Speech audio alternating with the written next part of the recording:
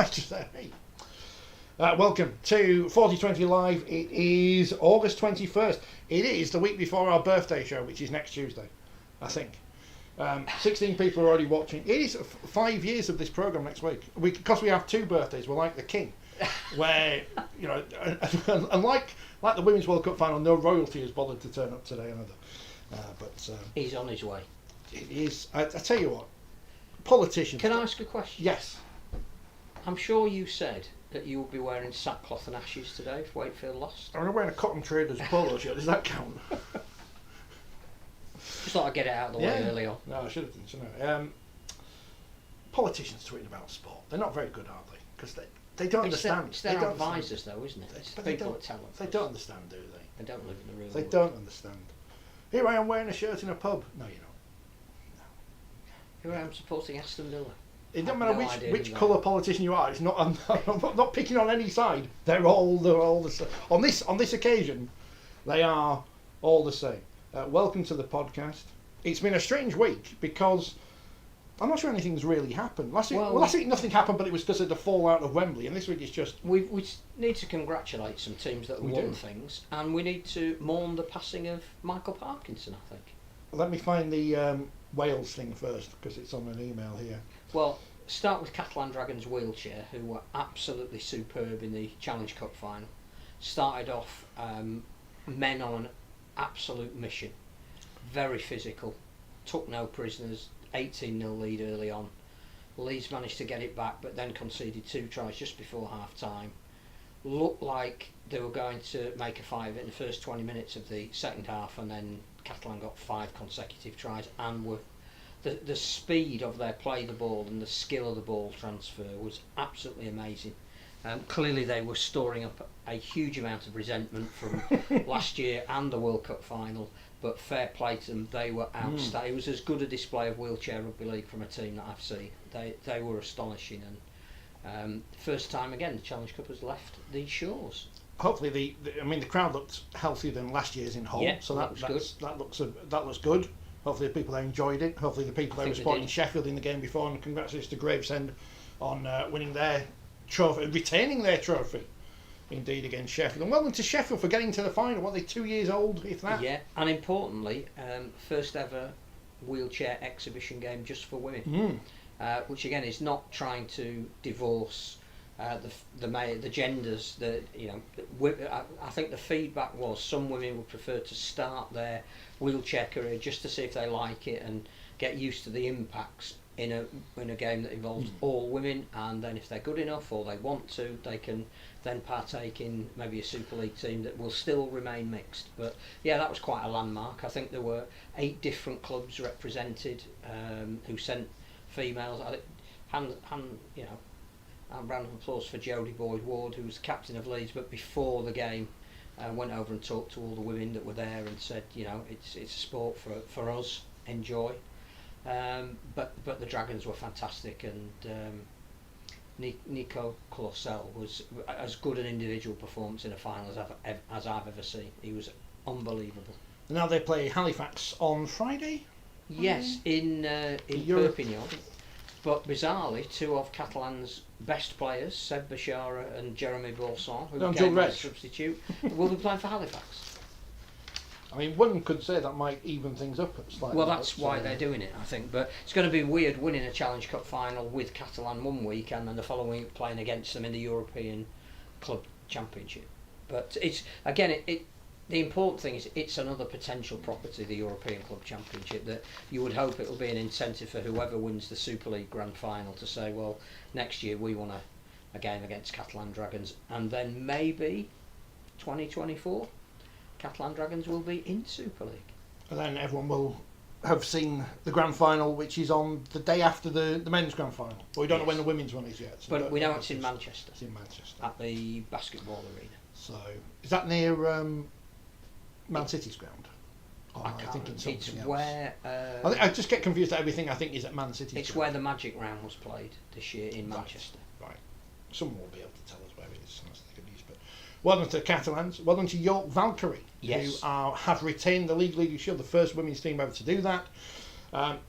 They know, we know, everyone knows they need to win the Grand Final. But that's not to take away from their achievement of being unbeaten in that competition Well, all season. they need to get to the grand final, They and do. then they need to win it. We don't know where the semi-finals are yet, do we? Because we had a double header last Or year. even the grand final. Or even the grand final. Or when. Or when the grand final is. I'll go through the women's results now because we may as well while we're talking about York. They won 36-4 at Wigan. Oh, by the way, who I don't know who it is at Oxon. You know Oxon, the people who do the kit, the England kit. They brought out a new range of training gear, which I know some people on the internet will be shocked at. Because the new range of spring gear will have only just gone out in the shops and now be 30% off or something. They've put a picture of Tara Jane Stanley on, the reigning woman of steel. It looks like she's in a hoodie. She looks like she's going to come and nick your phone off you. I mean, it's not great. And that's not. It's not. Is she a tad intimidating? She is. I mean, as we she's know, I'm scared. anyway. I mean, I've been on the pitch with Jodie Boyd-Ward. I wouldn't want to be on a team against her. But York 36-4. Who's going to be woman of steel this year? I don't know. It's a very good question. I think we need to see how the semi-finals progress. In other games, St Helens beat Huddersfield 68-0. Amy Taylor's got her first try of the season, I've read, which is amazing because she scored all those points with the boots. Leeds beat Warrington 58-10, in which Ice Queen Hannah Butcher scored 4 tries. She was annoyed after Wembley. Thus overtaking Amy Hardcastle, who scored 3. Was she annoyed as well, or? I just think she's difficult to tackle, but Hannah gave me the impression that she wanted the ball a lot because she was frustrated for what happened the week before. Kira Bennett back in the team, of course, as well. Kicking goals. That's all that happened in the top division, isn't it? I think. Yes, because only 6 teams there. So York top, 8 wins and a draw from their 9 games. St Helens second, 6 wins, 2 defeats. Then Leeds and Wigan and Warrington. Saints Leeds on Sunday. Not this Sunday, Sunday after. A repeat of the and Wigan Huddersfield. Final. So you'd assume Wigan will beat Huddersfield, and then it's just a matter of who wins in Saints and Leeds decides on who gets a home semi-final, unless it's like last year when it will be good luck to London and Cardiff, who are in the Super League South final this week, and who won the? It was Telford. Telford won the Super League Midlands. Women's Midlands. Which is great that we've got that division, and it's the first year, and Coventry did extremely well to get to the final because I think this was their inaugural year. But full credit to Telford who claimed the title. In Women's Super League 2, Bower beat Bradford 70 points to 4. Cass lost to Fair 58-8, and Lee beat Salford 28-20. That sounds like a good game, doesn't it? And Wales. What happened in Wales? Because if I don't read this email, we'll get in trouble because we've said about everyone else who's won this weekend. South Wales Jets beat the Aberavon Fighting Irish 27-20 in the Welsh Grand Final. Congratulations to them. Great name, the Aberavon Fighting Irish. Lots of wheelchair rugby league this weekend in Wales as well. And the final games for, I sent you a tweet the other day, he's off to New Zealand. Stuart Williams. That's it. You always remember his name. Do you reckon he's going to do like a Jack Brown and revolutionise wheelchair rugby league in New Zealand? I'm hoping he might, because I think if we are having the wheelchair World Cup in the Southern Hemisphere, and that does involve maybe New Zealand putting in a team. I know we've only got 8 nations, but I'd be surprised if it was exactly the same 8 that played in the last World Cup. Then it would be nice to think that perhaps one of the hosting nations would have a team. The World Cup, looking forward to it. Kevin Tinfield might be back by that point. Was it Henley yesterday watching Jack? Yeah. Well, you would, wouldn't you? Playing for the reserves? Yeah.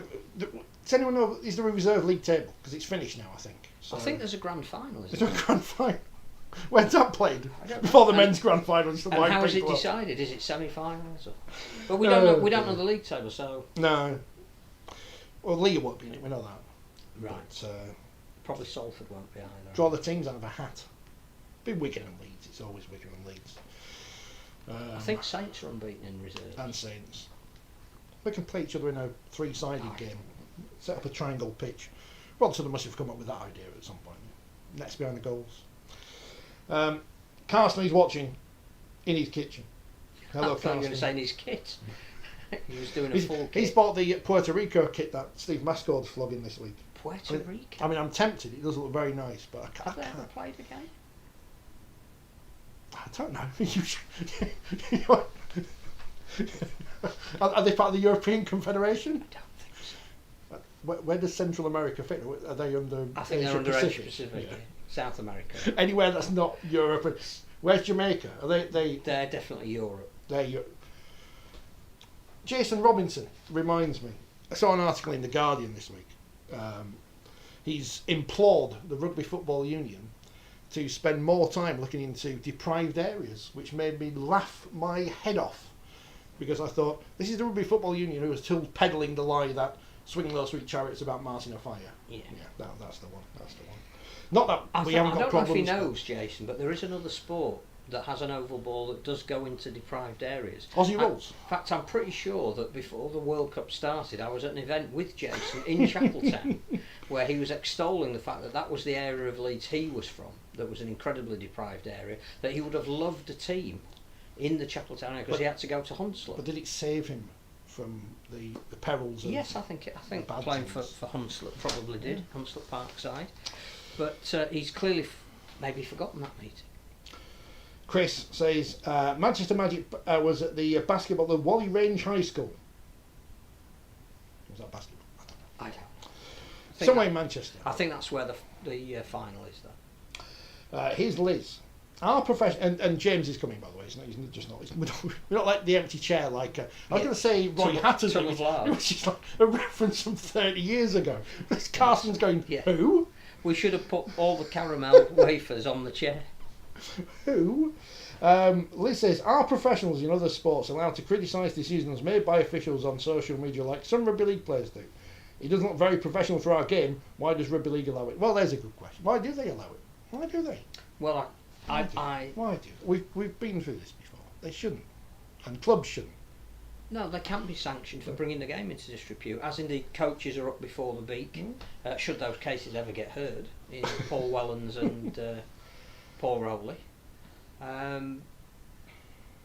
We've said on many an occasion that clubs have a responsibility to sanction their own fans. So most of these fans clearly represent a team, they support that team, and clubs do have a sanction, don't they? But the danger of that fine line between what's free speech and what's speech with responsibility. We need some wheelchair rugby league players for the for the pitch. Can you get wheelchairs? Anyone knows you can get wheelchairs? Somebody once made us mugs, didn't they? Yes. Have we still got the mugs? Yeah. Still got the mugs. Mugs, yes. Yeah, so. We just stopped drinking coffee during the programme because James doesn't drink coffee. Gary would have had 12 by now. Yeah. What's he said in the paper this week? He swore in the paper, although they cut it out. If I said that word that he put in the paper, he'd probably get in my column. In the new Forty20, which is out now. Hold it up. I'll put the Rhinos book in front of you. Not Martin Sadler's column, Gary Schofield's column. I worked with some, because it's the anniversary of his career debut, 21st of August. Today, 1983, Hull 22, Warrington 22. And a professional debut for one Gary Schofield. I like the fact he would write in his column, one Gary Schofield. Third person, Can it really be 40 years ago to this very day? It seems amazing that I've been involved for so long as a player, coach, pundit, and of course, League Express columnist. Of course. But he also says, I worked with some indifferent players and coaches, and excuse the language, some right bastards, and then they've starred out bastards, so you don't know what it is, it could be anything. So he's put, excuse the language, and then they've censored him. They've censored Gary Schofield in his own column. You can't do that. You can't say that. I mean, come on. Also in Scully's column, tributes to Sir Michael Parkinson. Yes. Who died aged 88. You may know he's from Barnsley.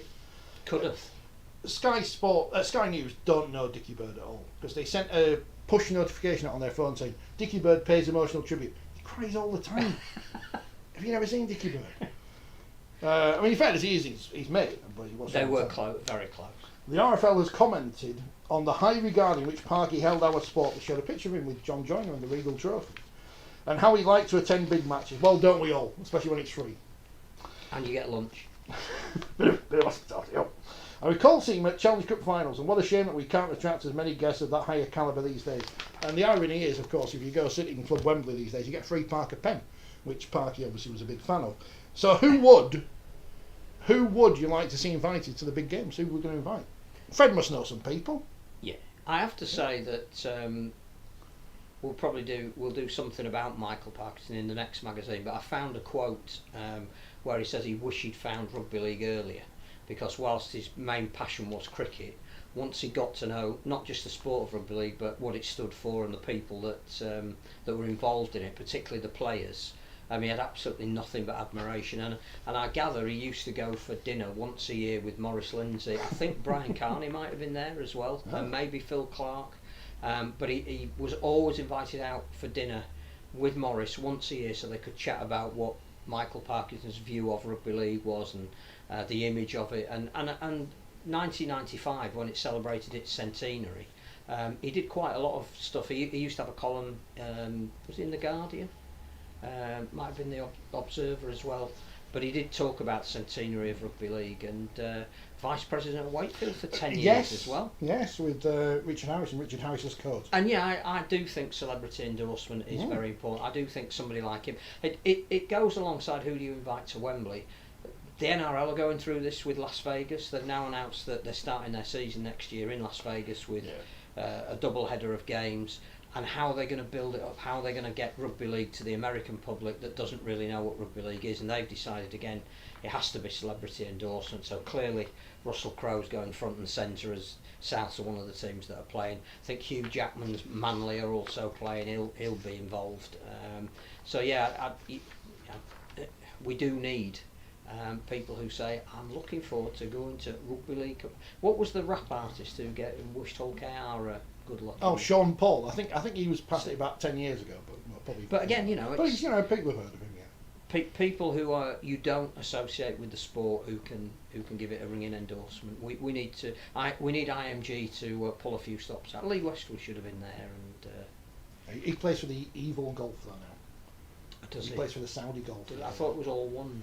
Well, it's going to be, isn't it?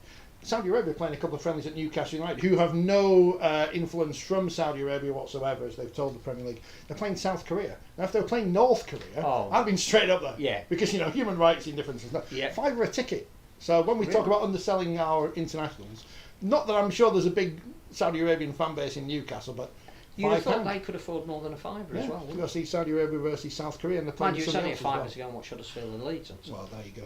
But I think I'd rather watch Saudi Arabia. I think that offer may have ended about an hour ago, but it's still cheap. With no disrespect to Huddersfield and Leeds, I'd rather go watch Saudi Arabia versus South Korea. What do you mean with every disrespect? I can't believe, obviously censored in League Express, but in 2 columns in this magazine, because Louis McCarthy Scarisbrick has used that word, as pointed out by celebrity columnist Ian Boldsworth, and I've used it as well, but I've used it in the correct.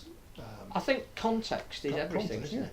Radio Yorkshire, the broadcasting bastard child of Ken Bates' ousting from Leeds United, which of course was, they had Yorkshire Radio, which was legally nothing to do with Radio Yorkshire, because there was a court case about that. I can't believe Louis would have used the word bastard. I know, it's shocking, isn't it? So Ian's going to use it next month now. So, excellent. See how he does that. Carsten, he's trying to control his jersey addiction thanks to Mr. Mascord. Puerto Rico. It looks a nice shirt. I'm sure it is. I'm sure it is. Nice. Do you want to set up a team? I thought I'm behind Guatemala. Pyongyang. If the Pyongyang people, he never reads Michael. Well, I wouldn't read it either. But Roy Keane is a silent fan, say Chris. Do you fancy telling him to promote Rugby League more, Phil? We could just get him at the game and show him on the camera. Absolutely. That's all you have to do. Yeah. I know Martin O'Neill is that genuinely.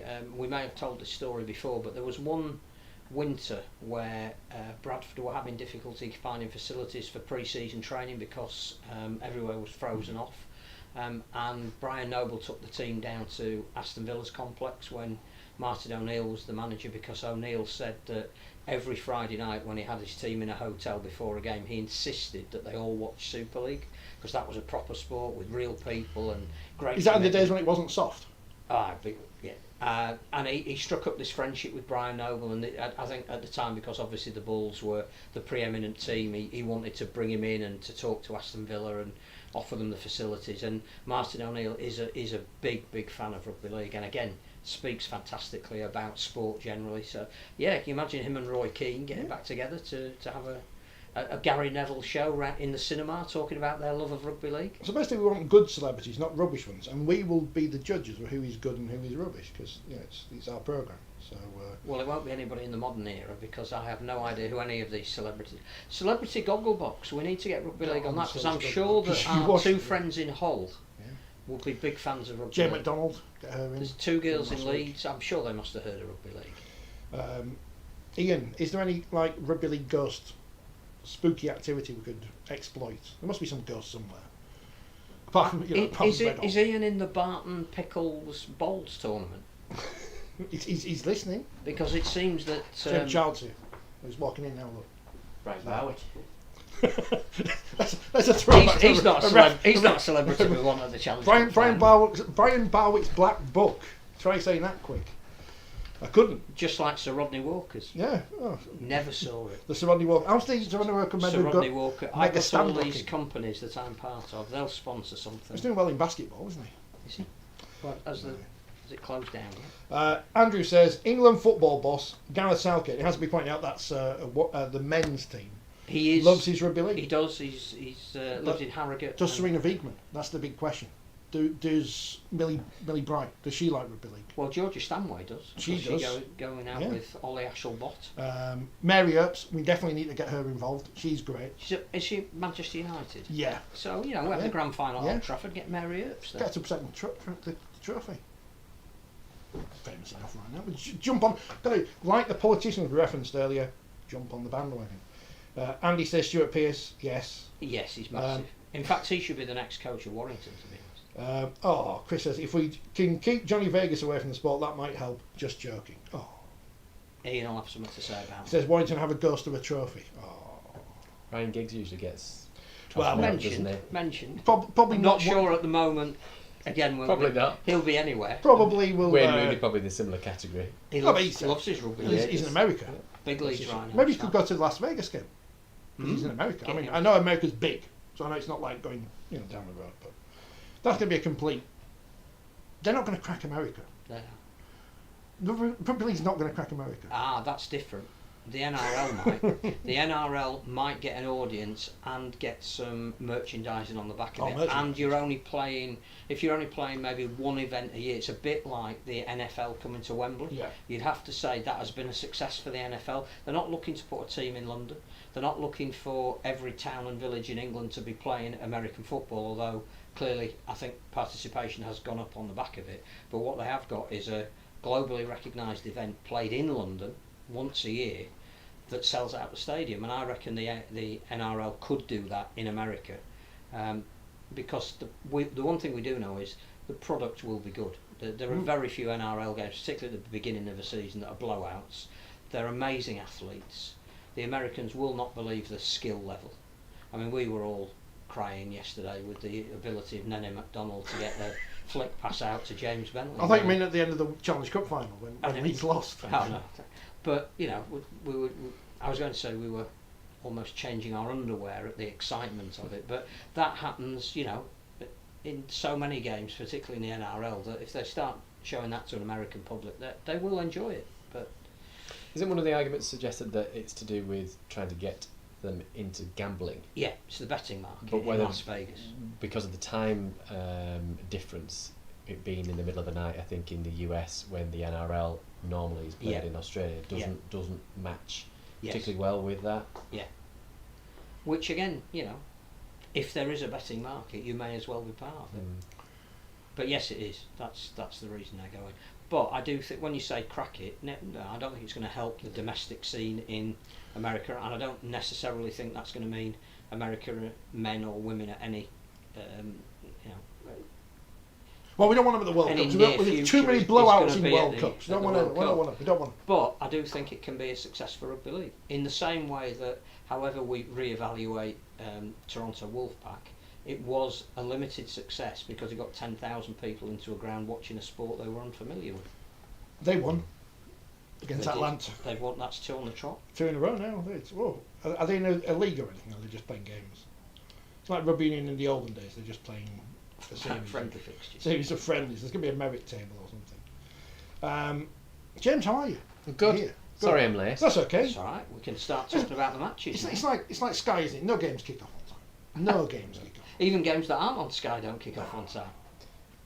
Games on our league didn't kick off on time yesterday. But we've been through that before. Oh, that's the thing I wanted to mention, was it? I won't mention the player because I wasn't watching the game, but Lee Catalan was on. I assume there was some refereeing decisions which wouldn't have been given in the olden days when people were allowed to, take each other's heads off or whatever. And an ex-player tweets, "The game's gone soft." And I thought, if you dare sue the sport now, you can't sue. You can't be in. Yeah, there were a couple of sin bins in that game for late challenges on passes. Yes, John Lasseter became a protected species for the afternoon. Well, it led to a sin bin in the Challenge Cup final with John Lasseter, didn't it? So I think clubs when they're playing, you have to be careful about how they go about that, because they're in danger of shooting themselves in the foot really.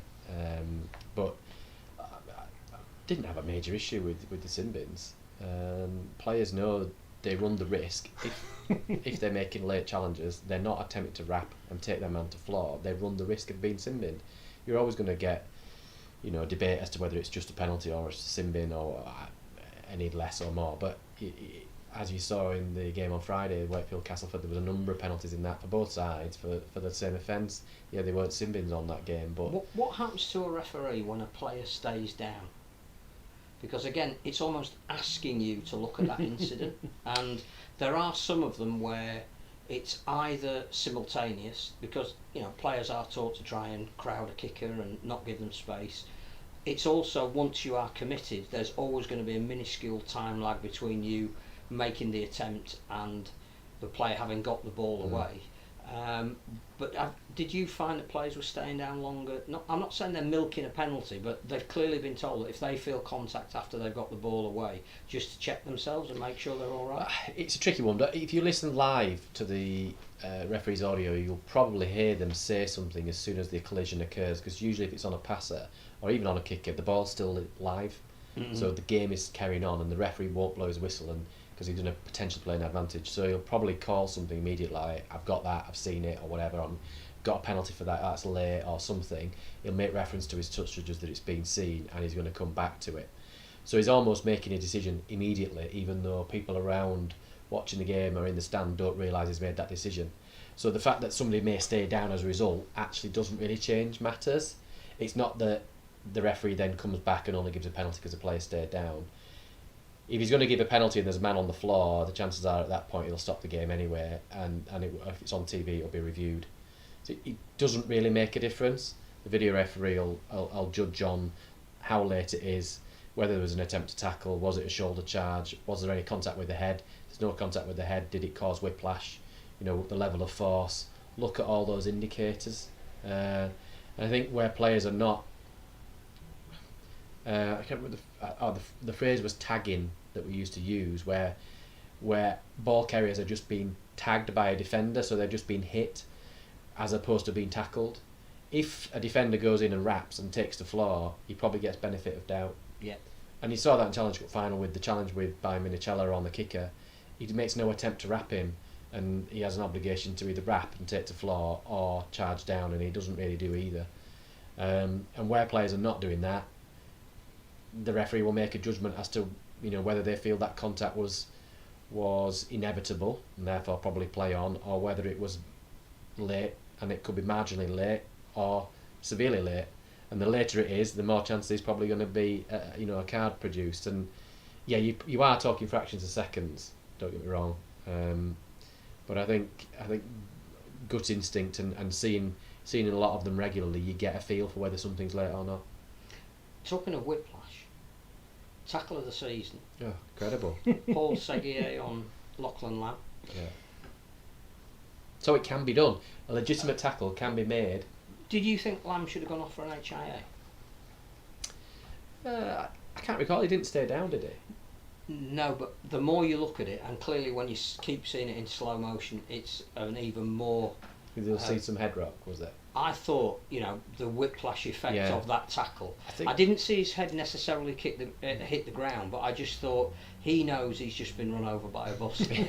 And if we've got duty of care, at what point then does a doctor on the sideline say, just pull him off for 15 minutes, let's have a look at him? Yes. And I'm not saying he wasn't as effective after that tackle. You wouldn't expect him to No. be. It was an astonishing tackle, and clearly he had some fatigue in his legs post-Wembley, but he wasn't the same after that tackle. I just wondered, whether perhaps he should have been withdrawn. Well, there's probably a couple of things on that. I don't know if people realise that there is, irrespective of whether it's on TV or not, every game in Super League has a medical review system, video review system in the tunnel that is accessible by the doctors, and they can go back on the footage and review contact and make a decision from there as to whether they take a player off, as well as obviously physio probably on the field having a conversation with the player and making a live assessment of them and all that. But are there any signs of anything? Which they didn't look like they were. And I think but I just thought, wow, if that had happened to anyone else, if it happened to me, I'd have probably gone off.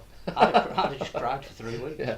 No, I think, and the other factor probably is that it was front on. So where you see collisions that are front on that may cause whiplash, the effect of it is usually not as severe as in the back, because when you're front on, you're almost brace yourself for contact.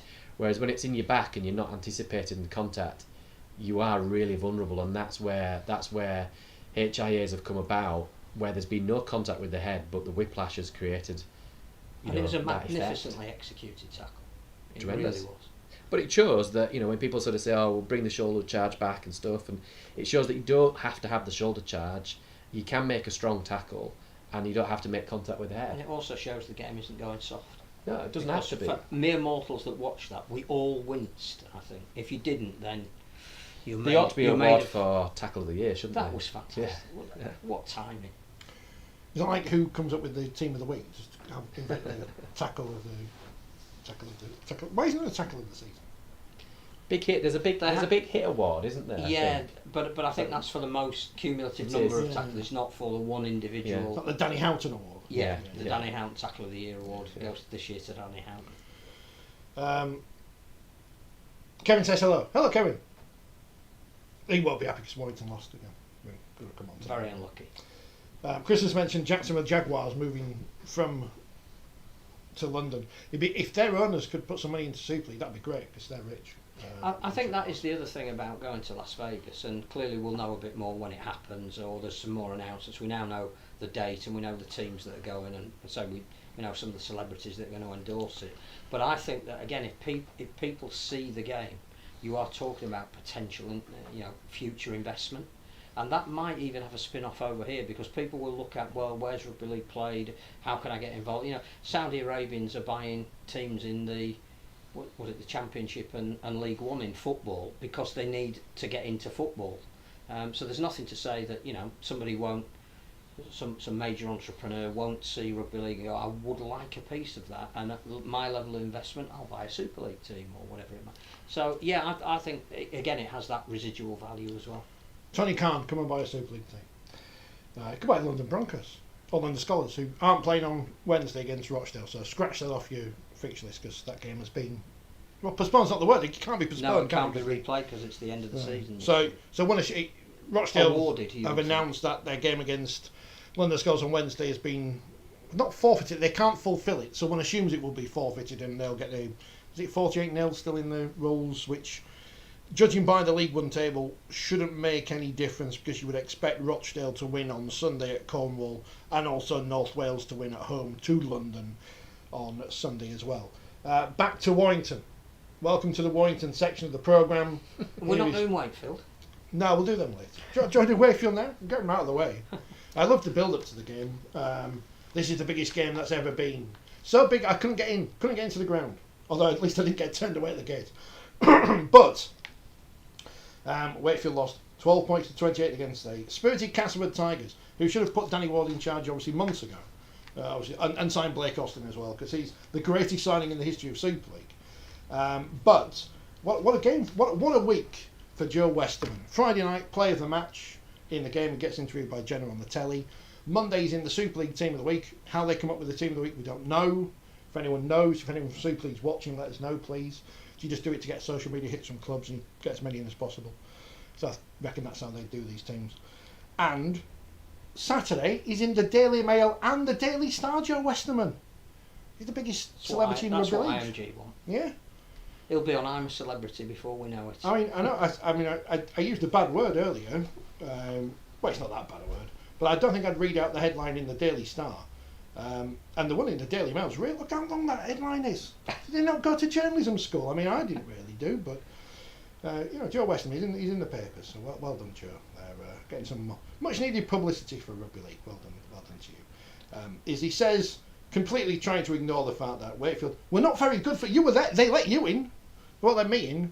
They let you in, Phil. And obviously on the telly, Wakefield weren't very good. Well, apart from Max Jarrett, he's good, but there were two things that struck me. One is that Castleford immediately had more cohesion about them. So whatever Danny Ward has done, yes, they've got a couple of new faces, and certainly Tassipali played well, the Lebanese back rower.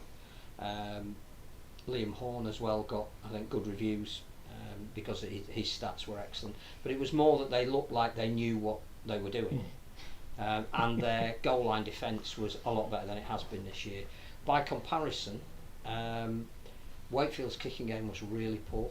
They didn't put any pressure on concertedly, which I found it really strange that Will Dagger wasn't on the bench, because I think he's been playing his best rugby over the last few weeks, and he's got the ability to fill in a number of positions and change a game.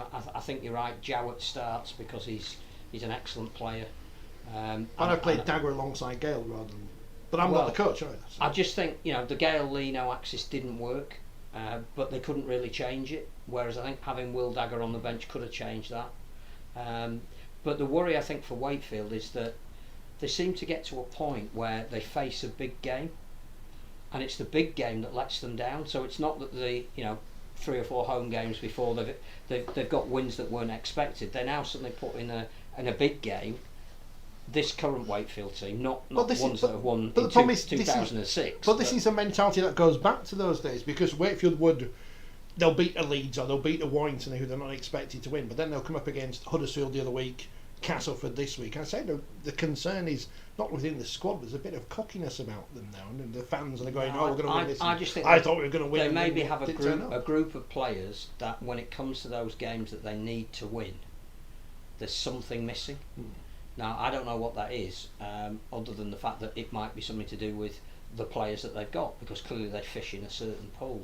But the worry would now be, where are they going to find a significant win at the end of the season if they haven't got that mentality, which is nothing to do with the coach. He can only work with what he's got.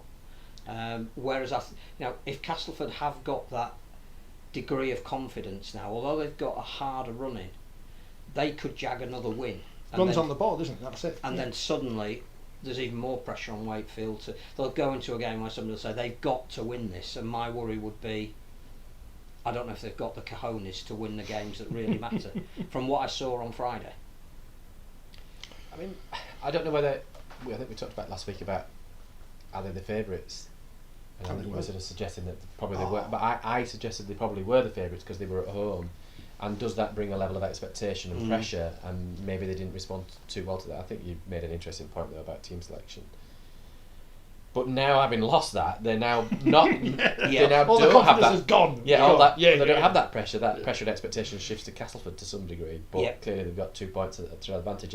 I was trying to find their run-ins, the respective run-ins. Then when I was speaking, well, I know and they both look very difficult. To be honest, Castle, I think, have got the more difficult fixtures. Wakefield have got more home games. Yeah, which is where they've clearly won all of their points so far.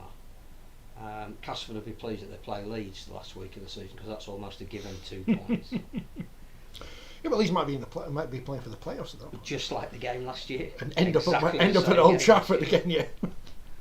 They won't be we could all see it this year, I don't think. When I was looking at the respective fixtures, I couldn't really see many winnable games though. Oh, here we are. Yeah. So Wakefield have got Salford away next week, and then they're at home against St Helens, Catalan. Well, they're not easy games. I appreciate they're home games, but I mean, you're talking about possibly 1 and 2 in the league. Yeah. Who are will be chasing hard for league leaders, and then they've got Lee away. Well, that's not an easy fixture, and they finish with Wakefield at home. Wakefield at home against Hull KR. So when you look at those, you're probably looking at Salford away Their away form is terrible. They just Although won they've just again. hit form this week again. Absolutely. And then they play Hull KR at the end of the season. And given the race for that top 6 could probably go down to the wire, where Hull KR could be looking for a win to finish in that 6. So it's a very difficult run. And then when you look at Castleford, they're at home against St Helens this week. Which again will be an interesting test of how far that game has bred into them the ability to stick together, because it's a very different test this week. They're playing against a team that will come at them for the full 80 minutes, which Wakefield didn't do. They didn't exert enough pressure. In fact, Greg Eden's 2 tries just before half time summed up the difference between the two teams, I think. They then play Warrington away, Which if you look Warrington are improving and should have won this week. But another game in between, they may have improved again, who knows. And then they play Hull at home, Wigan away, and they play Leeds away. So that's a banker. The last game of the season is a banker, isn't it? 2 points, isn't it? That's guaranteed.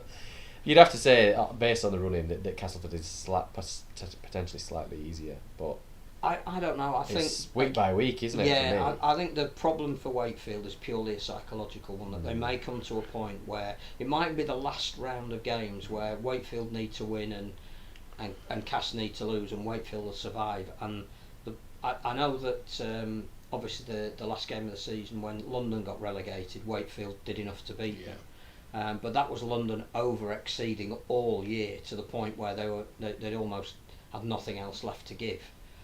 But I would just worry that if Wakefield had to get a result in the last 2 rounds, say, that's where it might prove to be too much on what we saw on Friday. I thought they were really disappointing on Friday. Had they lost by a point, put up a great show, or had they had a controversial try ruled out, or it's just amazing how many times the defence wasn't. Well, they did have a try ruled out, didn't they, for offside? Yeah. Which is one of those that irks me because it doesn't irk journalists though, because they could fill a million stories with Well, TV pundit slams Steve rules. thinks we've got to change the rule. It's just we've had that. We've had the application or the interpretation of that law. It's an interpretation. It's not the law. We've had that interpretation for as long as I can really remember, and so the onus has to go back on the players. They know what they're doing, and so just don't stray within the 10. Or if you realise you're within 10, back off and start moving away, and that's the way you can get around it. But well, they certainly know if they're in front of the kicker. Yeah, and Gale did it as well. He got penalised for offside. And I think later in the game, when I think Castleford knocked on, they would have had a great opportunity to attack again. So that's discipline for me. It's not. Yeah, okay, we could change the law and we could make it about interpretation, which is what they do in the NRL. One of the arguments about the Super League is that you only have 2 games on TV. So that decision went up as a try, didn't it? Yeah. Yeah, so on a non-TV game that would have been given. Incorrectly, by the way. But that's what makes it even more difficult, because someone's having to judge at the moment whether somebody's within 10 in live play. To then judge, are they within 10 and are they affecting play, is a decision that's open to interpretation, and the more decisions that you have open to interpretation, the more potential inconsistencies you will get. If it is black and white, you can say whether you like it or you don't, but it makes it an easy decision in a way for a match official. Yeah, interesting that the R-League game that was charged for yesterday afternoon had a video referee, and I believe the Hull and Salford games that have been on R-League have also had a video referee. That is the road we're going down. Yeah. So every game was will the have video access referee to used? it. Yeah. Yes. Yeah. Okay. Yeah. When do they choose what games are going to be on our league? Because I know they announced them late, but how far in advance do they know in terms of? Well, I think this is a trial this year, so where it's not necessarily a cash generator, although clearly you would hope that maybe it did, covers the costs at least of the broadcast. But I think we're trialling a system whereby the production quality is good enough because there's enough camera angles there, and the video referee can then feed into that and say, show me 3 or 4 different angles of a try. When we had every game will have that next year. The famous helicopter, the Blake Solly helicopter. Wigan were playing somebody else, weren't they? And Wigan were at home, but they wouldn't have had the video referee at their game, but Huddersfield Leeds did, didn't they? And when there was the 4-way relegation thing you referred to earlier, there was only video referee. Was Wakefield London on the telly? London was on the telly, I mean, I was there. I can't remember if it was on telly or not. So when it comes down to the final round of the season, and it's still down to Wakefield versus Hull KR at Bellevue, or whatever it's called these days, Big World Sports Stadium, and Castleford at Leeds, but only one's on TV. Shouldn't the other one be with video referee? Because now we've proven we can do maybe this. both will be on TV, but they may not even be played at the same time, but that's a whole other debate. that is a debate that needs to. Well, be that's looked not at. that. if they're not playing at the same time, we might as well just give up, haven't we? You know. Well, we've had it before, though, Yeah, haven't we? yeah, absolutely. Well, I remember Wigan winning the league on a couple of occasions in the 90s, where they were the last team to play on a weekend. They were playing 7 fixtures in a week, but they sort of knew what they had to do by the time they went on the field. Now the concept's proven it works, sort of non-televised. It's purely game. whether the broadcasting company who's doing it have the ability to cover more than one game at the moment simultaneously. We will know this will go down, if it went down to 2, it will go down to 2 clubs. If you were the chief executive of Wakefield or Castleford, and your game wasn't on TV and the other one was, and you had a contentious decision at your game which hadn't got a video referee out, you weren't very happy, would you? Well, I don't know why people argue this, but Wakefield would have had a try there, though, wouldn't they? So we don't want. So shall without we the video hang on, we referee- go back to Rod Studd's Yeah, no video referee. Yeah, without the video referee, they'd have had a try there. We make the video referees redundant, save some money at the RFL. So this is good. You can't always say whether something would be given or wouldn't be. It's just the way it is. I just think it's interesting that this trialling of our league, as evidenced yesterday afternoon, does have the ability to go to a video referee and was used. It has to come back to, as it always does, money though, doesn't it? I mean, Yes. how many people are going to pay $6.95 or whatever it is in advance, or, Well, I think or if £10 they've got on the day? every game over a weekend, you are talking about a digital season ticket. Yeah. If you do that, it's different. Yeah. I have to say, one of the most controversial things in that game, which most people picked up on, was that Chris Kendall was wearing white boots. Was he? Disgraceful. White boots have Where been do you think he is? white boots have been banned. Are they banned? Since about 2015, 2016. This is like on Was the it a darts. fashion statement? Apparently they were sponsored boots, so there's no better way to get Right. sponsored boots Well, you've noticed just given than wearing. them. You've just given them. But I haven't said who. I haven't said who the sponsor was, unless they want to come and sponsor us. The Super League players who beg for boots on Twitter and the refs are going, what is going on? It must be the new range of boots that. I'm sure. Is it Oxon are doing or? Oh, I couldn't possibly say. No. I'm going to have a picture of Chris Kendall looking like he's going to steal our mobile phones. They'll have to compete with Tunnocks as to who's sponsoring the podcast. And I'm sure someone from the darts will confirm this to us or not. James Wade got in trouble for wearing, I think it was grey or brown trousers on stage. Made even funnier by the fact that Peter Wright just wears any old crap he can find these days. So will he get fined for that? He'll get banned. Some people would like to see Chris Kendall banned. Can he get banned for wearing? No, they were sponsored. Because they were sponsored It's an boots. They were RFL deal. provided. They were provided. You see, so they were legitimised. But yeah, Sorry, See, fans. only you would have. I was spotted horrified when I turned the that. TV on. Yeah. I'm trying to think who. So, as the Wakefield fan in the room, what was your impression of your? Wasn't very team? good, was it? Wasn't very good. As Kevin points out, Josh Griffin kicking on the second tackle when 2 tries behind with 10 minutes to go. Why? I don't know. Yeah. And yet he'd had a good game, Yeah. but that again is discipline, isn't it? That you're getting in a Pressure. position where it's panic. Just panic. Yeah. There's, Panic.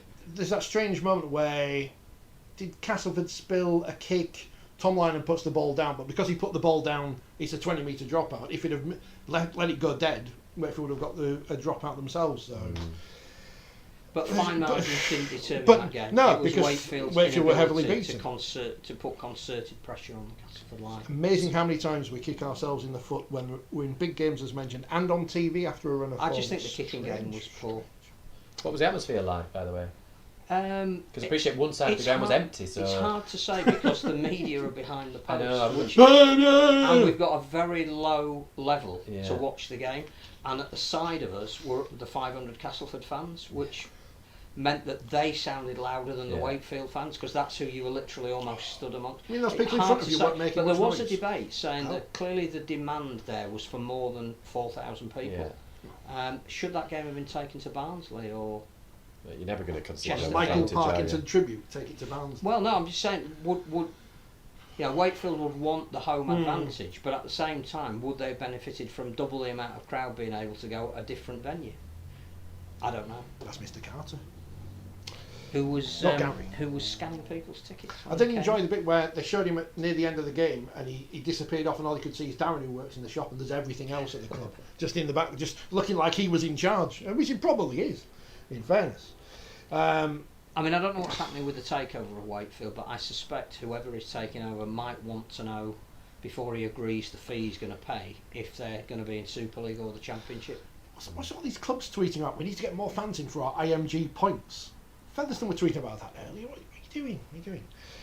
James on this game says, which of Cass or Wakefield do you think the Championship clubs will want to have in the Championship? Which of them will take more fans to away games? Well, they should be getting their own fans in for a start, and the answer to that is probably Castleford. It doesn't matter because the likelihood is if we go with form in the Championship table, Featherstone will be replacing them, and whether it's Castleford or Wakefield, it is almost a like-for-like replacement. I still think there's something to be played out in that division in the playoff for who gets promoted. Yeah, I don't think it's a given. And I think Featherstone realised it's not a given, which is why they've changed their. Yeah. They need some stability there for how they approach the running. As Bill Arthur said, slightly changing the narrative towards the end of the game. It's not over yet. But that section of the programme is now. Cut that out as a video, and that's a great point for me to end it at. Let's move on. See, you don't know how this stuff falls apart. Here's a question about Warrington from Chris, and this will lead into Leeds Rhinos 24, Warrington 22, which you may have watched in our league, or you may have watched in person, because 15,166 people put them through this. Which is a great crowd when you consider neither team has got form on the board. It did look good crowd, and and one of the arguments about this our league is that going to deter people from going? Well, no. I think in the future, are they announcing games so it doesn't stop people going? Or are they just announcing late because they don't know what they're doing? That would be my question. I know that sounds like it's an either or, but I think it's they do know somewhere what in the they're doing, middle. and I think there might be some judicious timing about when they announce it, just to make sure that there are people still going to go. But there was a very healthy collection of Warrington fans behind the post. I mean, they took plenty to Wakefield the other week, and that's when they're in. And I well, think they wanted to go to so. see if the Sam Burgess effect had made any difference. James asked Chris, because you're in charge of this thing. Any changes likely in future to review forward passes of tries? Warrington have suffered missed calls against Saints and Leeds in recent losses, asking for a friend, winking smiley. Why are unlucky against Leeds? Definitely a forward pass from Caesar, says Kevin. And Carson adds, and that Duffy was playing didn't help you too. Oh, cast. It's insane, says Ian, that they want video referee on forward passes. There's literally lines on the pitch to accurately check it. That's the whole point. That doesn't tell you anything. Like the lines on the pitch don't tell you anything. Go on. We've talked about this before. Go on YouTube and put in forward passes, and there's a great video. Unfortunately, it's by Rugby Union. I think it's the IRB. But there's a great video on there that shows. It talks about momentum. If you throw Steve off a train, and there isn't such thing as a momentum rule as such, but momentum exists in science. In science, it exists in the world. But you can basically pass on a line, pass the ball backwards, and it will travel forwards of that line and be received in front of that line. So lines are really irrelevant on a pitch. It's all about whether the ball comes out of the hands backwards or forwards, and that's the crux of the decision. And the NRL in the past have reviewed forward passes, and they determined it wasn't working, so they stopped doing it. It's also about the camera angle. Yeah. Because again, to it's determine with a camera if a pass has gone forward, the camera has to be almost on the passer. Yeah. But if it's behind it or above it or to the side of it, you cannot definitively say and that's that a ball has gone forward. I agree, and that's the same for the match officials. That ideally, the match officials need to be banging line. Now on that one, Ben is ahead of the pass, and the touch judges are probably slightly behind the pass, I suspect. So no one, I guess, I haven't looked at, I've only seen it on Twitter or whatever. I'm guessing there's probably no one absolutely banging line with that pass. You have to make a judgment call, and it looks maybe slightly forward if I'm being honest, but that's based on that one camera angle. And as we've seen before on Sky, you can watch the same try from different angles, and you think, maybe not. You always love that third replay on the big screen where it shows it was forward, and everyone goes, whoa! Yeah. I'd also say that what Warrington should be looking at is why they allowed Aidan Caesar to get into that gap in the first place. Yeah, and that's the other thing that people... Defensively, they misread that play. If that pass has gone forward, I mean, I saw a tweet from a journalist saying it was a mile forward. Well, it's clearly not a mile. If it has Literally a mile forward. If it is forward and it's passed forward out the hands, it's marginal, I would say. It drifts, maybe. But let's for argument's sake, say it is forward. That's not the reason why they scored the try. No. If he's passed it back another 6 inches, they still score the try. Yeah. So it goes back to your point. It still has to be defended. I'm not trying to defend the match officials there. If it's a mistake, it's a mistake. But that doesn't deny the opportunity for the defensive side to stop a try from being scored. And the same person's probably not asking the question about Dufty and what happened towards the end. And that ultimately was the determining factor in who won. Well, there'll always be moments in games. And again, should Dufty have taken it? Probably. Yeah, I've not seen it, but... Leeds played a get out of jail free card. And on a number of occasions this year they've been on the wrong side of that ledger. They got one back yesterday. Warrington were improved on the Warrington that we've seen over the last 7 defeats, which Gary Chambers kept stressing that it's all about standards, and the standards were higher this week than they'd been in previous weeks, which is what they're trying to instill, that the way they played yesterday is now the minimum rather than what they've been doing the previous couple of months. And Leeds did enough in their scrambling defence and clearly the goal kicking of Reece Martin to ensure that they came out on the right side of the ledger. And it was a game that very much summed up Super League this year. It wasn't full of quality, but you couldn't take your eyes off it. It was gripping till the very end. That's where I was seeing. And there were some moments of really high skill. Drinkwater's kick for Nicholson was fantastic. You didn't see that kick until you realised what had happened. It was brilliantly, as he went into contact, he got the ball away. McDonald's pass will go viral because it was sensational. Harry Newman was back for Leeds, which is a major boost for them. In terms of a spectacle, you'd have paid $6.95 to watch it. Or a tenner on the day, as Kevin and Chris did. Some are obvious forward passes, and for tries you need to at least review. But then, are we going down the road of reviewing everything like they do with the bunker when we don't have a bunker?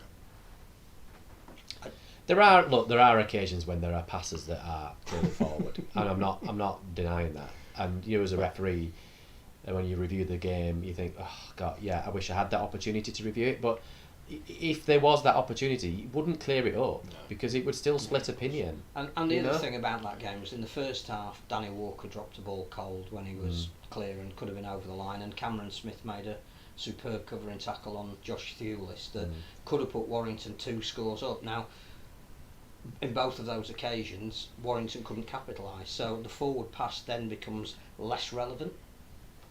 But do we just have to go back to a mentality of things happen, and they just happen, and we can't legislate for everything? The other thing as well is I always look at the team that has been affected by the decision to gauge their reaction. Not one Warrington player complained that it was a forward pass. Which I always take as, like, if they genuinely thought that was so far forward it needed to, a protestation to the referee which wouldn't have changed anything, they would have at least, their captain would have gone up and asked the question, but nobody queried it. Yeah. Have we done an hour? We've only talked about one of the big games. You said it wouldn't be as long this week. No, let's talk about celebrities too much. Is there anything else coming out of Leeds Warrington rather? No. Other than Leeds are back in the playoff picture, which now looks really congested. Which is brilliant, isn't it? Because they'll end up winning the grand final. But I think I saw something again on social media. Something like Warrington have lost 10 out of the last 11. Yeah. Yeah, they've lost 8 in a row, haven't they? But are still 5th, I think. Yeah. I mean that's insane. Yeah. Isn't it? Which again, well, 4 points clear, I think, weren't they at the time? Told you about the competition. Yeah, absolutely. But one of the arguments is, well, how can you possibly have a team that's lost 10 out of the last 11 still potentially qualifying in the top 6 and potentially winning the grand final? Well, potentially is the interesting word, because they are in danger of dropping out this week. Yeah. If they don't win. Yeah, but I mean, if you go down to Leeds, is it? I don't know who's towards the bottom that's still Leeds within chance. Yeah, Leeds and Hull. And possibly Huddersfield if they beat Leeds this week. I just the argument would be sort of devalues the competition, but I can't envisage that those teams, even if they make the top 6, will make the grand final. They're too inconsistent. The other thing about that is that's exactly what we want to sell the sport. Not every season can be great, can it? Because now Sky are saying there's something right on every game each weekend. Yeah, which is fantastic. And that's what you want. You want the prospect of qualifying for a playoff. Yeah. You know, no one knows then what happens. On what I saw last week, neither Warrington or Leeds are good enough to win a Grand Final. No. I know you can't compare things to football because it's daft to do so, but there have been many Premier League seasons that have been rubbish. But just because people watch it, then it's, you know.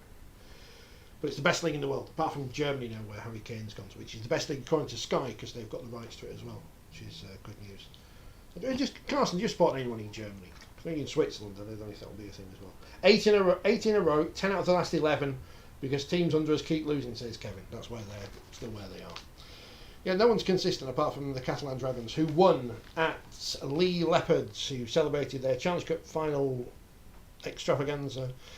30 points to 14, and Catalan's won. Lee, as you mentioned earlier, probably tired after last week's. Catalan were brutally efficient. The second half they were. They were fantastic. Indisciplined a little bit in the first half, but to win with the ease that they did, having played for 20 minutes with a man less, there's something about the structure that they're playing with at the moment that they are just so in tune with each other. They're very hard to break down, and they are ruthless when they get a chance. Yeah, I think you always. I watched the game, and I was I know Lee were ahead, and then they went further ahead, and it never felt like the game was going to be sewn up at that point. It was too early in the game, and I always kind of felt that Catalan will probably wear them down in the end, because there's not many teams that can win off the back of a Challenge Cup final, particularly against a team that's top of the table. But again, we said it before about Catalan, they look the real deal for me. They've got all the component parts, and they've got Artemore coming back. The only thing that could be their undoing it is their indiscipline at times. And don't get me wrong, I've seen worse from Catalan than what happened. They were simming, but I think the charges that have come out of that, I think they've got B's at the most. McElroy's got fined for got one game. I think he's got one match, but that'll be good because of his form. But you know, we've seen worse from them in terms of their indiscipline, but they turned it around a little bit in the second half. And it looked to me like the key players for Lee were genuinely mentally fatigued as the game wore on. There was nothing in their legs. You're going to be, and the issue with Lee is if the season finished today, they've got the Coach of the Year, they've got a trophy on the sideboard, they've fulfilled every expectation that their fans would have had of them and more. But I just wonder if having a small squad is the time of the season that's going to affect them, because they needed to rotate some players, they needed to put some fresh legs in, and they're going to need to do that again this week and maybe the week after, because sometimes Wembley from a form point of view doesn't really affect you until 2 weeks after, and I don't know if they've got that depth of squad. Well, they haven't. I don't know how their remaining fixtures. They play Hull KR away this week, so repeat the Challenge Cup final. But that's you think Hull KR might be up for that? Yeah, absolutely. That's a massive game. And they can rotate their squad. Then they're at home against Huddersfield, winnable game. Away at St Helens, at home against Wakefield, and at home against Wigan, who they've lost to, I think already. Three times this year? Twice. Yeah. So you can still see them picking up wins, but they've done enough. They'll be in the playoffs. Yeah. But I just think they needed to freshen up their squad this week. It looked like a team that clearly was more mentally than physically tired, and they also have some players who are at the ageing end of the scale, and they're the ones that you need to protect at this time of year. I think they'll come back though, because I don't think they'll fade. I mean, I think they've they certainly will, talked about that, haven't they? About which is why I think they put so much on that Leeds game the week before the cup. Yes. That they were almost sort of envisaging, well, if we lose against Leeds, and if we lose in the Challenge Cup final, and then we lose the week after, then suddenly all the anticipation is gone. Well, they've got a 6-point gap with 5 games to go, so I think they'll be fine. I don't think there's any question they'll be in the playoffs, but they do need to preserve some of their talent. Yeah. I thought we haven't picked dream teams yet, and it's probably a month too early. But if Tom Amon doesn't get in as a Super League prop of the year, then something's wrong, because he's you get a vote, don't you? You get a vote. I don't know. I used to, but now it's select panel, isn't it? I don't know. I've never had a vote. Ellery and his pals think it now. I've never had a vote. Why would I have a vote on it? Who are rougher, Catalan's men or Catalan's handy team, as they call it? Handy. Handy. Yeah, they were very handy. Is that some kind of Vichy thing where they can't call it wheelchair? I don't know. Rugby a wheel. I don't know. Handy some. Rugby a chair. I don't know. Handy. Yeah. And it was good that the wheelchair guys were all at Lee supporting the running team. So again, I think it just shows that. And a good crowd on Saturday afternoon at Lee, looked like to me. I mean, obviously going to be 8,000. homecoming with the trophy, I get all that, but you know. Huddersfield 8, Salford 32. I mean, this is a game which is of only interest to the two teams involved. No one's interested in this game. It's really interesting to Salford because clearly they put a run of poor performances behind them. And that is a comprehensive win. It certainly nilled them in the second You half. would be slightly worried if you were Huddersfield because again they've gone through that little bit of a revival and that's you know. Well, I think out of all the clubs, they're probably the only club that probably don't have much to play for now, do they? Well, if they beat Leeds on Sunday, they're back in that playoff mix. Okay. That was the analysis of Huddersfield versus Salford. and to be fair, it's going to be the same for St Helens versus Hull KR. 6-0 at half time. They win 28-6. We've made the excuses, not made excuses for Hull KR, but it's just very hard to come out of a cup final, particularly if you've lost. And the first half would give them enormous hope. And again, that's what we said about Leeds with Hull KR. They lost that heavily game against Wigan, and now lost the Challenge Cup final, lost St Helens. You know, appreciate they're playing Wigan and St Helens, two difficult sides to beat. But it makes Lee an interesting game. It does. It makes a big game this week for them, both sides. Kevin surprised by the score between Huddersfield and Salford, and that is the talking point out of that game is the not the victory for Salford, but the manner of the victory for Salford. But I think going back to Paul Rowley's comments the week before, or the last game they played, I think probably what irked him was I think he thought that their performance was much improved. Yeah. So I suspect that he was agreed that he felt that it was a game they probably should have won, and then it probably turned into that. I'm going to assume you must have refereed a game involving Golden Point. Are you a fan? I'm kind of indifferent on it, if I'm being brutally honest. That's the best way to be. Well, I get it. I understand why they do it. It doesn't really bother me either way. You just get on with it as a referee. It's fraught. Drop goals are fraught with decisions. You know, is somebody not square at marker? Is somebody blocked on the way? There's lots of things to consider. Dare you give a penalty? Golden point extra. You're only going to give a penalty for absolutely nailed on, and look, it's difficult because you don't want to impact on the result, and you know the chances are you may do the longer the game goes on and is so close, and you end up at golden point. I've seen some of the comments as they're coming through suggesting that we shouldn't have them, but they're here to stay whether you like them or not. They're here to stay. They create drama, as we've seen multiple times this season. Appreciate that when it's probably not on TV, you haven't got that TV audience that are buying in, but we've seen it in the Challenge Cup semi-final, didn't we? That was tremendous. And the final itself. Yeah. You know. And Harry Smith, who'd missed the 3 conversions, then becomes the hero because he lands a 45-metre drop goal in golden point extra. I get the argument that it's a cup match and you have to have a result as opposed to the league game, but sport is about winning and losing. Yeah. And drama. And I get if you're a Hull FC fan, you're going to be gutted, aren't you? This week, but they might win by golden point next week and then they'll love it again. Yeah. The charts are in. I'm just seeing we had 2 episodes chart in the actual episode chart last week on rugby, and we may have actually had. Oh no, Gus Gull was above us, and out of our league. But we might have had the 3rd biggest episode of a rugby league podcast on the rugby charts. It's all full of other stuff. The World Cup coming up apparently. I don't know. It's good to see that the England rugby union team, having had a whole week of everyone banging on about Owen Farrell's tackle technique, the other fella goes out and does exactly the same thing this week, which is amazing. Must have stolen it from rugby league because they do everything. Although interesting point coming out of that, which I hadn't quite realised the rugby union had introduced, is the idea that they sin-binned Farrell, didn't they? Yes. And then they have 8 minutes. Yeah, they've got time. Yeah, to the say, referee has 8 minutes to review turn it from a yellow to a red, and they didn't. And now World Rugby are challenging it. Interesting.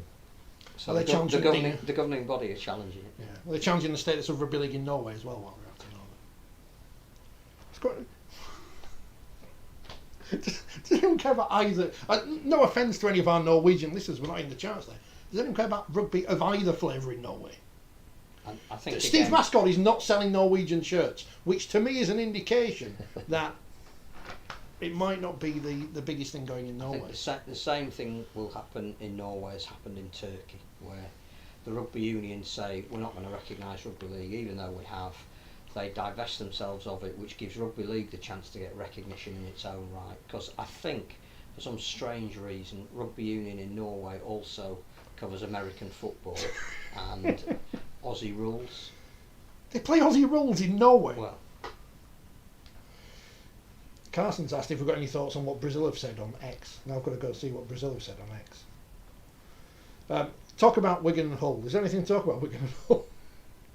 I've got to spell Brazil right first. Well, most clearly it was a good performance by Hull, wasn't it? Yeah. I wouldn't have anticipated probably that. No. But, I've not seen any of it, so it's difficult to comment on the. And I think on the game again, itself. Wigan have scored a try 3 minutes from time to get them in the opportunity of going to Golden Point. So Hull have clearly defended incredibly well for the majority of the game. Here's Brazil last week. This is a press release they put out. I think I've seen this. I'm not going to read it all. They didn't tag us. Oh, they did tag us in it. I didn't see this. Why didn't I see this? No, that's odd. Anyway, this only got Troy Grant. But he's quit. He's quit anyway, hasn't he? He's leaving. Do we know who's taking over? Is it Ralph? So usually it goes from one to the other. But again, that was it. White boots. Gianni Infantino giving over the Women's World Cup in white trainers. Oh no, he looked like a Burke. Well, he's a bit good anyway. Anyway, sorry. But Well, isn't that like Bright interviewing for not shaking his hand. isn't that like interviewing a turkey before Christmas? Yeah. Because clearly Brazil are not going to be featuring as part of it, are And they? clearly they do need to know what the South American Championship is going to be and how that's going to affect their women's team. Still have the ability to be involved in a World Cup. The men's team have to become full members. I'm not convinced, as it says in the latest issue of 4020, that's necessarily a bad thing. That nations have to have a certain level of participation. They have to put their house in order. They have to have government recognition and funding to be full members. Well, like, it's going to a World Cup is nice, but it shouldn't be, an automatic given if you haven't got those other things. Absolutely, and if we talk about legacy, which is one of the big things that comes out of these events, is there has to be a legacy. Yes. And you can't just use that as a word.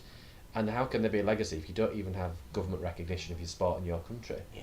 You don't have playing fields or whatever. I mean, great that Jamaica were part of the World Cup, but what's the legacy there? What's the effect? I think again you'd have to have a look at participation numbers, and if you've got one extra men's team and 2 or 3 more women's team, that's great, but it's not quite yet enough to make. But by the same token, full membership has to be applied to those who currently are full members to see if they're measuring up. And people have pointed the finger at, for example, Scotland and saying, why are they any different to Greece, bearing in mind the number of people that are playing. So Scotland's full membership needs to be reviewed. At the same time, Greece have some things they need to do to get government support to get to full member status. One of the things they are doing is they're getting more discernible participation, which is great. The Greek season that kicks off, I think in October, will have the most number of teams ever playing. Well, that's clearly moving them in the right direction. They may well be the next full members. They might even replace Scotland, but that doesn't necessarily mean you qualify for a men's tournament. No, it means you've fulfilled some criteria that allow you to. But the other thing that Troy Grant announced, which we don't know any of the detail of, is there's going to be this World Series. So nations that don't qualify for the World Cup will play in the World Series, which again is great, but how are you going to qualify for that? Who's going to pay for it? Where is it going to be broadcast? Who's going to officiate the game? Is it different to an emerging nations World Cup, or is it the same? I was just going to say that because I remember, I think it was 1995 World Cup, wasn't it, when there was an emerging nations World Cup that ran alongside the men's World Cup, and I remember going to some of those games. Did Russia Islands, play America? Morocco, I remember going to a game in Northampton. I went to Dewsbury hosted a game. I remember going to a game there.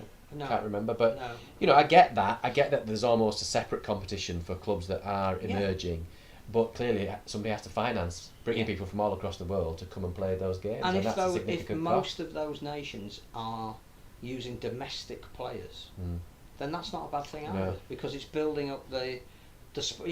I get that some nations have had great development potential by maybe starting an exiles team in Australia and shipping it back. I think North Macedonia are probably going to be the next team that will do that. And I understand why sometimes it's very hard to start something in a country that has no history of rugby league, but if you start it and then bring it to that country, it can work. But Portugal, for example, tried to do that and it didn't work. It was only ever really an Australian-based From a team. financial point of view, you would think regional tournaments are more achievable than Yeah. world tournaments. Absolutely. And if you get somebody like an Aidan Caesar who wants to play for Turkey and will fund himself to go and do that because it means so much to him. And I think the last was it Euro D that Turkey were in, he went there off his own money to act as an advisor. He didn't play, he was just wanted to be around the squad, wanted to tell them some of the things it meant to play for that country and how to be a professional or a semi-professional player in terms of attitude if not payment. And you'd never stop people doing that if it means that much to them.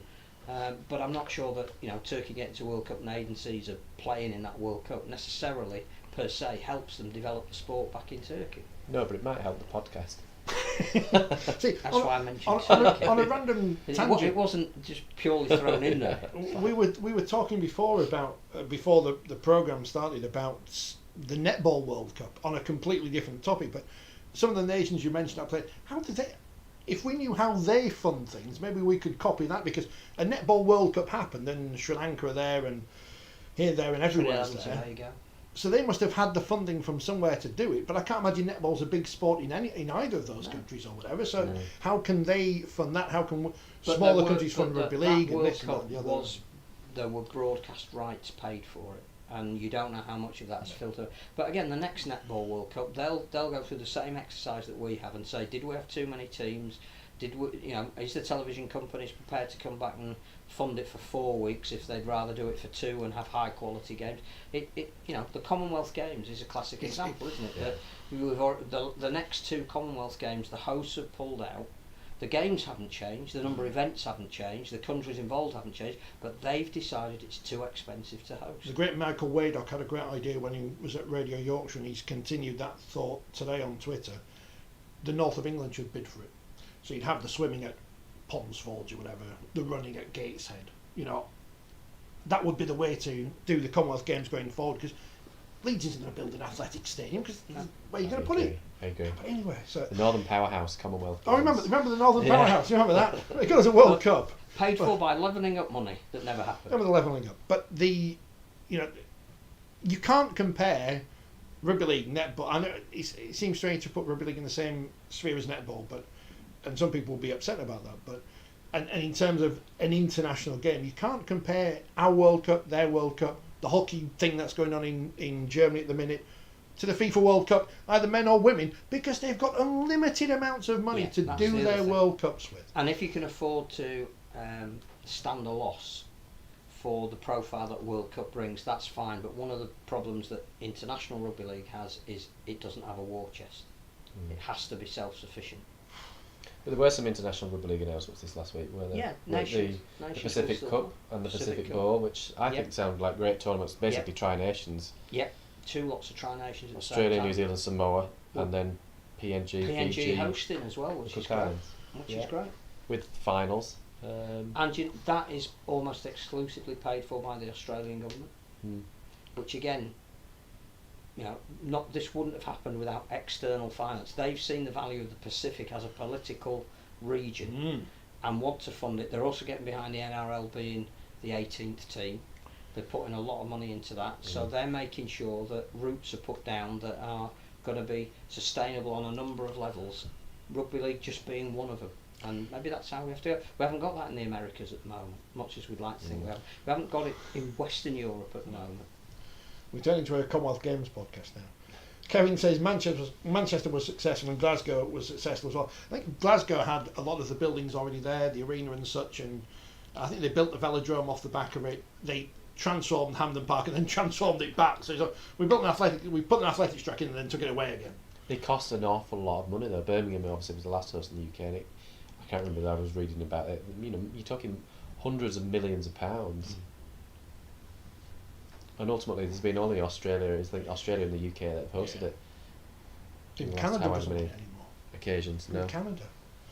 But there was also women's tournaments alongside those games, or women's games rather than it wasn't a tournament, was it? One-off games.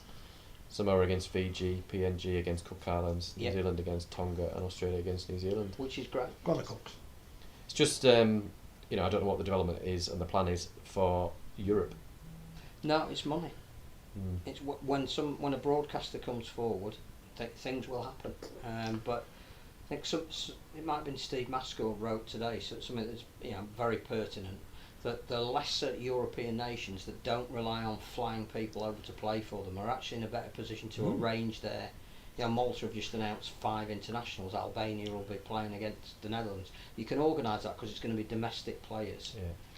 But when you get to Wales and Scotland and Ireland, they to be competitive against maybe England and France, they've got to bring the Luke Kearys over, and that's the cost.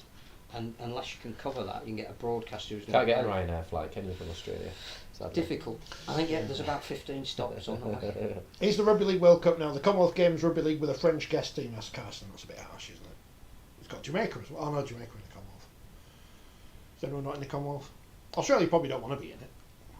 I just think Commonwealth itself is an outdated concept, but that's a different podcast. Then the games are. Robert is a neutral watcher of Rugby League, coming from Stoke-on-Trent. I want to sing the song from Dick and Dom in the Bungalow now, but that'll mean nothing to anyone. I cannot watch St Helens and Wigan. Don't watch TV when they're on. Spoiling the game. There you go.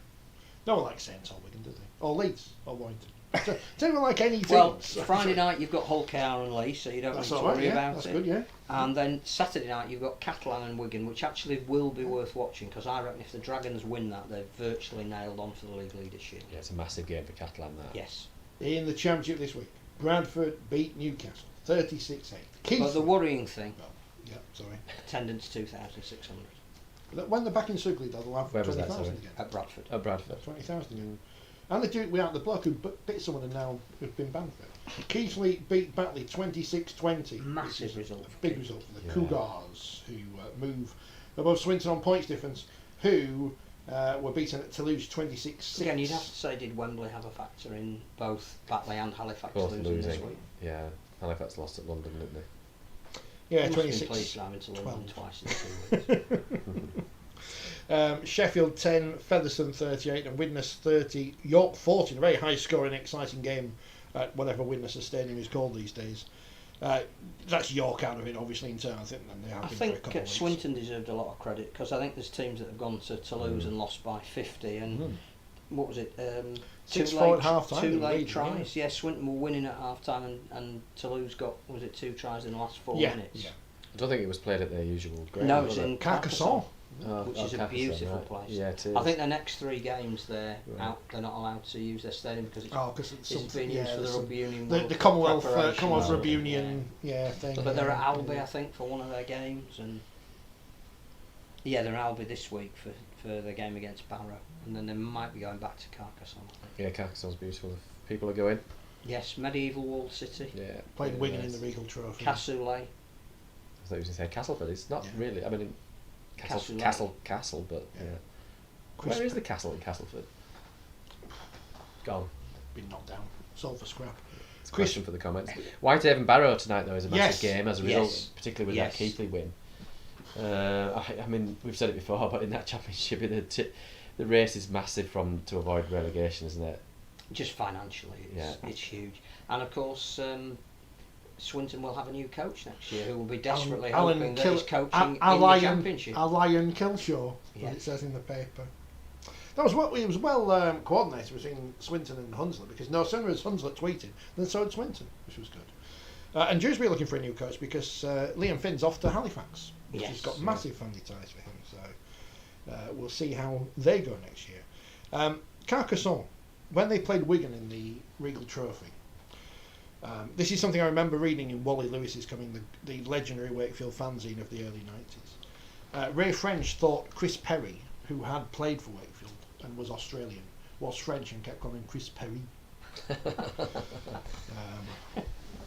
Was the Wheelchair Player of the Match award named after any wheelchair people? Or was it just done now?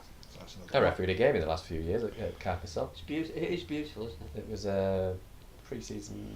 Oh no, was it pre-season friendly? Or was it Wales? That was an international thing because England women. It was memorable. Clearly, England women played France before as a curtain raiser, and I think I refereed a European game. It was Wales against France, I think. Yeah. But I think I also did a warm-up game there with Toulouse against Catalan. You don't fancy refereeing a wheelchair game? You don't have to do as much running in that. You could stand on the side. Yeah, I did wonder what the yo-yo fitness standards were for wheelchair officials, particularly because, and no disrespect, Dave Butler, who was the lead, exactly. As disrespectful as you like. He played a game Yeah, he did. and then refereed. Yeah. Straight after. I mean, wow, hats off. And also was involved in the ticketing for the event because it was in Sheffield. David, if you want, you cannot keep a good man down, can you? No. I did reply to your email, but I saw it late, so please reply. Kevin's asked us $1 million question. Oh, I don't do it now. It's like 7:30. $1 million question. What can be done to help out rugby in the heartlands of Cumbria and North Manchester in Oldham, Swinton and Rochdale mergers? Next. That's a whole podcast, isn't it? Yeah. We'll maybe come back to that. Yeah. Tuesday next week because it's bank holiday. Are you free on Tuesday? Probably. Yeah. We can't do Monday because the shop's shut and there's carnival on. Yes. So there's no chance we're going. But the good news is next Tuesday is our birthday. The podcast's birthday. We're 5 years old. Cake. Excellent. Yeah, cake Excellent and stuff. We are 5 years old, so we'll get people can go back and watch the first programme and say, "It's be good, this, isn't it?" Yeah, it's be good. In fact, you were talking about Jason Robinson earlier on. I was listening in the car, and was it Hare Hills, Chapeltown? I thought, yeah, I'm driving through there now, and it's like the Dodgems. Yeah. There's no rugby union being played there, is there? The RFU are not going to go there for sure. They're not just not going to go there. League One. Have you covered League One? No, she's about to. Well, we mentioned the scholars, didn't we? Yes, because they're not happening. I don't think Cornwall happened either. They lost 60 No. at Doncaster, didn't they? Because they've had some decent scores and results actually this year. So I'd be disappointed with that. Yeah. But it's a long way from Cornwall to Doncaster. Carsten, I'll try and remember to wear the t-shirt next week, but yeah, I need to get the kit sorted. I do like what Doncaster are doing with having, I mentioned it before, the community games on before the main game. I think that's a really good thing. I'm glad they're allowed to do that at their stadium. And there is a massive game this week against Dewsbury for Doncaster, because there is a possibility that Oldham could catch them because they've got a midweek game. But if Doncaster are going to make a play for promotion through the playoffs, they're going to have to beat a team as good as Dewsbury. So it was Doncaster's anniversary of their first game earlier this week, because I tweeted the programme of it from 1951. Well, obviously we have a vested interest in Carl doing well because he's a columnist. I guess with Dewsbury already having won, it's interesting to see what psychological impact that has. Game, he'll want to go out on a high, won't he? Yeah, I think I read something about Oldham now playing at Boundary Park earlier, so they're going to play this year. Then well they're there on Wednesday against Workington. Right. And then their last game is also at home to Midlands. So 6 men who could take over as Dewsbury Rams coach: Paul Sykes, Sam Burgess, because he's from Dewsbury, Tom Burgess, George Burgess, Luke Burgess, Joe Burgess, Julie Burgess, Paul Sykes, Dowell Powell. That's 8. No? Put that on your website. Barnes Dunworth has pointed out. You mentioned James Child. I'm from Dewsbury. James Child, 9, 10. Would you want to do it?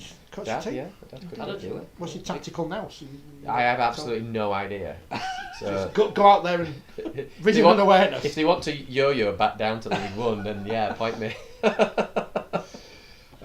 Barnes has mentioned that scholars thing. I mean, it is a concern, isn't it? This late in the season, the team.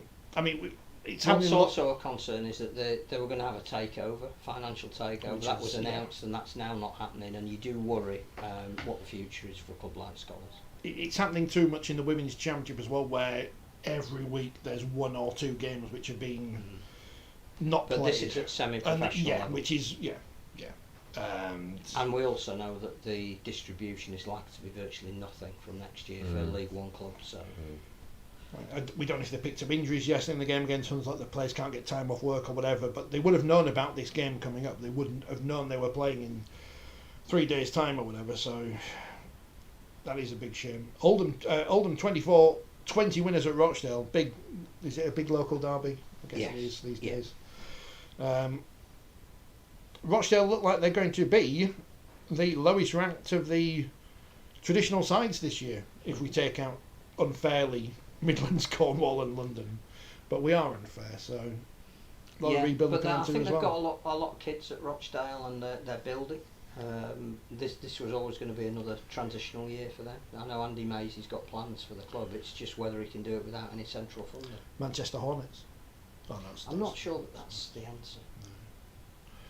I think the answer is they retain their identity, and you look at, is there another aspirant club that could be put in the area where their best players could play for? Which the Moyle Element mergers we never had in '96 was all or nothing. Whereas if we genuinely think, or an investor would come in and say there is a space for a Manchester team, do they need a partner like?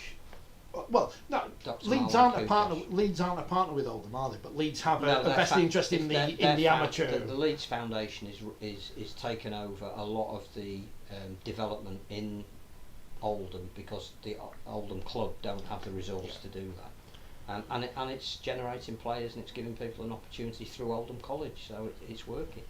But I also think that we bang on a lot about Manchester and we need a Manchester presence. Actually, we don't. We've got Salford. What we need is to make Salford Salford is a city. Club, yeah. It's an identity. Yeah. It's not the Manchester nothing club. Else.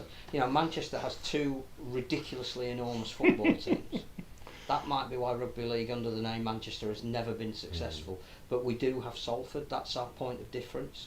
Yeah. So I'm not sure mergers is the answer and calling it Manchester. I don't think that would work. I think you'd lose more than you gain. Cumbria, I think, is a different issue, which we probably should come back to. We've had no selections of famous people. But Bazzi did ask if we should bring back the Charity Shield, because today was Widnes' anniversary of their first Charity Shield win, and the last one to be... We had 5,000 people in the Isle of Man in 1988 watching Rugby League. 5,000 people in Dublin in 1995 watching Leeds and Wigan. I was there. And Phil, Sat next who is a person, he counts in that. The greatest thing for that, for me, was that Tony Ward, the famous Irish fly half who would have made a brilliant Rugby League player, was there to write a piece for one of the Irish newspapers, and clearly wasn't there to do a hatchet job. He was delighted that Rugby League was being played on his home turf, and he was just wonderful company. You know, just asking about what was happening on the pitch and why it was happening, and you know, he was extolling the joy of seeing that great Wigan team there at the showgrounds in Dublin, who couldn't show off their skills because they'd been the Horse of the Year show the night before and the pitch was dug up. But it was great to have somebody of that we started the programme talking about people who could be celebrity endorsed of Rugby League. Tony Ward at the time was as good a rugby union player as there was, and he was there saying, I just love this game. And I think I don't know if he didn't see the papers when we left, but I think he wrote a really pro Rugby League piece, and for somebody who was held in such high esteem by Rugby Union to do that just shows why, again, the Charity Shield was worth it. Hugh McGann's first game in charge of Leeds before Dean Bell arrived. That's why Rugby League's such a dominant sport in Dublin.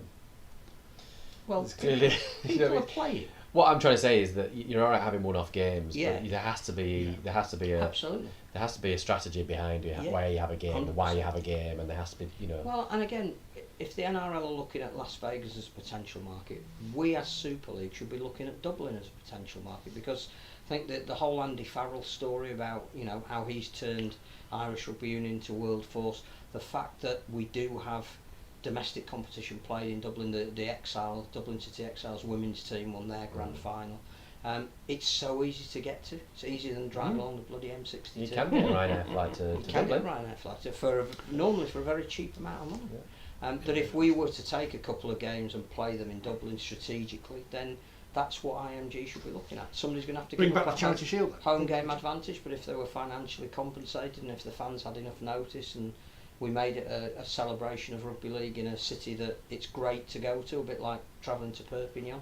Problem is, we talked last week about, you know, having these events and these trips and the cost, and then you had potentially had another trip.